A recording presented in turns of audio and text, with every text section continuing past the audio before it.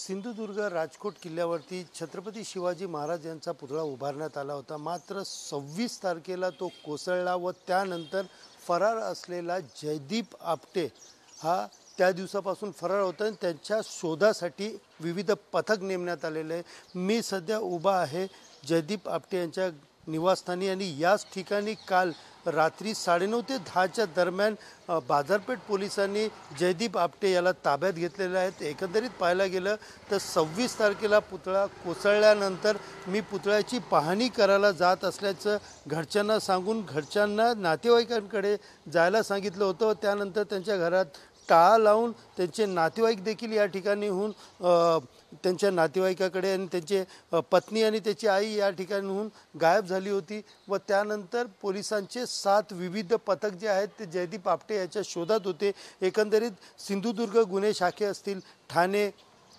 कल्याण गुन्हे crime branch आणि त्याचबरोबर बाजारपेठ पोलीस असे पोलिसांचे विविध पथक त्या ठिकाणी बनवण्यात आले होते व त्यानंतर जयदीप आपटे यांच्या कुटुंबाला शहापूरमध्ये शोधून काढलं व त्यांच्या पत्नी व आई या दोघांचा जबाब नोंदवल्यानंतर त्यांच्या पत्नी व आईला त्यांच्या कल्याणमध्ये राहत्या घरी शुक्रवारी नजरकैदेत ठेवण्यात आलं। गेले 3 ते 4 दिवसापासून ते नजरकैदेत या ठिकाणी होते व नजरकैदेत असताना काल रात्री तोंडाला मास्क लावून या ठिकाणी जयदीप आपटे त्यांच्या आईला व पत्नीला भेटण्यासाठी आला। त्यावेळेला बाजारपेठ पोलिसांना संशय आल्याने बाजारपेठ पोलिसांनी या ठिकाणी त्यांची विचारपूस केली।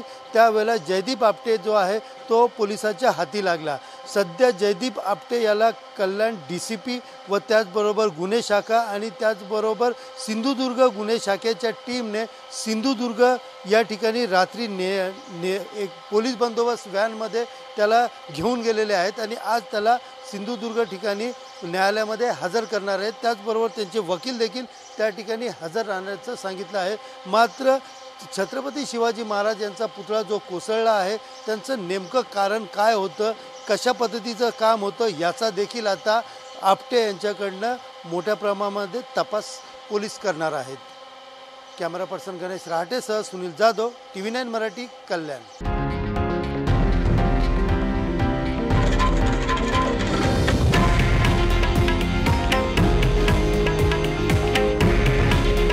हे आहे देशातील नंबर 1 न्यूज नेटवर्क आणि आपण पाहत आहात TV9 मराठी। काळजी तुमची, हित महाराष्ट्राचं।